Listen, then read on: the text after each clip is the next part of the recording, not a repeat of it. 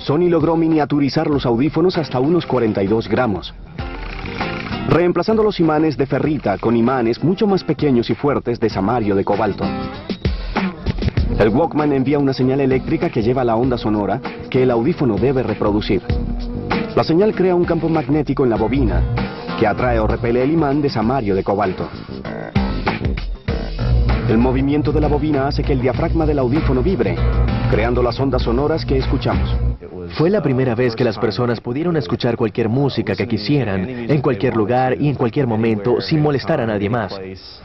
Hoy parece muy simple, pero para la época fue muy revolucionario y realmente creó todo un movimiento en términos de estilos de vida, comportamiento y la manera en que las personas se entretenían. Pero aún debíamos llevar esas engorrosas cintas que se degradaban con el tiempo. Ni siquiera el Walkman pudo salvar al ya condenado cassette. Pues en 1982, Sony, con algo de ayuda de Philips Electronics, subió la apuesta otra vez con el disco compacto. Por décadas tuvimos discos de cera y luego de vinilo. Luego vimos la cinta de 8 canales, que fue finalmente desplazada por la cinta de cassette. Y al acercarnos al comienzo de los 80, nos quedamos con dos formatos comunes: la cinta de cassette y el LP de vinilo. Ambos fueron reemplazados a principios de los 80 por esto, el disco compacto. El CD es una revolución total y lo es por dos razones. En primer lugar, la información almacenada en el CD es digital. Así que cada vez que tocas el CD, oirás exactamente el mismo sonido.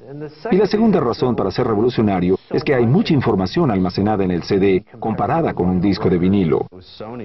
Fue Sony quien especificó que el CD debía ser capaz de almacenar al menos 74 minutos de música, porque uno de nuestros altos ejecutivos del momento, Norio Ohga, era también director y estaba muy interesado en la música clásica, y quería que la novena sinfonía de Beethoven pudiese caber en un CD. Un CD es un disco de 1.2 milímetros de grosor, hecho de plástico transparente de policarbonato. Durante su fabricación, miles de millones de muescas o raspaduras son impresas en el plástico en una espiral. Luego el disco es cubierto por un lado con el llamado aluminio superpuro para crear una superficie reflectante. Una capa de laca protege el aluminio y es pintada con la etiqueta del CD. El CD es leído enfocando un láser semiconductor a través de la capa inferior transparente de policarbonato. Si pudieses sujetar esa espiral de alguna forma y removerla, encontrarías que tiene medio micrón de grosor, pero casi 5 kilómetros de largo. El rayo láser choca con el CD y encuentra una de dos cosas en su superficie. O bien encontrará un espejo real y se reflejará claramente, o encontrará una de esas pequeñas raspaduras y se hará difuso cuando se refleje. El lector de CD es capaz de notar la diferencia entre el espejo y la raspadura y decidir por ello cuáles bits de información han sido escritos en la superficie de ese CD. Por supuesto, necesitábamos un reproductor de CD. El CDP-101 de Sony fue lanzado también en 1982. Ahora el truco era convencer a los consumidores a comprar de nuevo toda su música en el nuevo formato.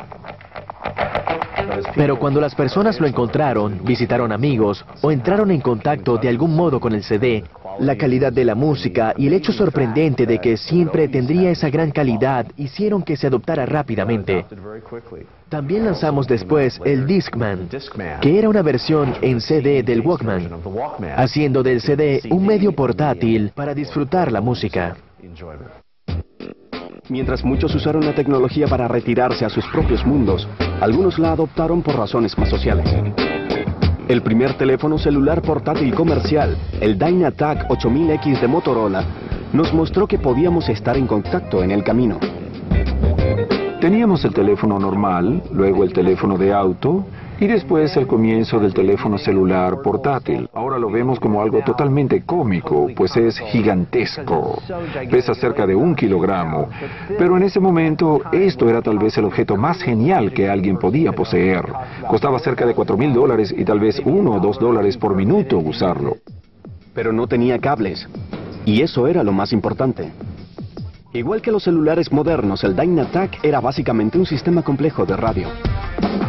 Cuando se hace una llamada, el teléfono envía un mensaje de radio a una torre celular cercana.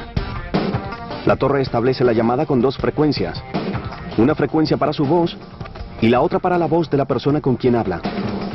Este sistema de radio puede transmitir en cientos de frecuencias radiales diferentes, así que cada torre puede manejar docenas de llamadas a la vez, sin que se interfieran mutuamente.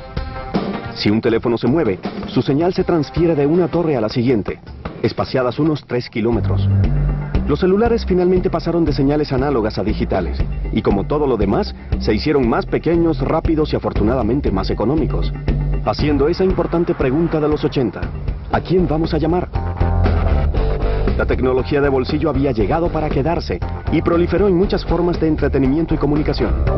¿Pero había un lado negativo? Mientras más tecnología tenemos, más se incrusta en nosotros. Mientras más nos conectemos a los iPods, más hablemos por celulares, tal vez haya cada vez menos realidad en nuestras vidas y más mediación de la realidad a través de estos aparatos electrónicos. Los 80 nos digitalizaron, nos redujeron y nos pusieron en marcha. Al tener tantos juguetes, necesitábamos un auto genial para transportarlos. Y en 1981, un vehículo visionario nos mostró el portal del futuro. Un cataclismo. Cuando tienes una erupción del tamaño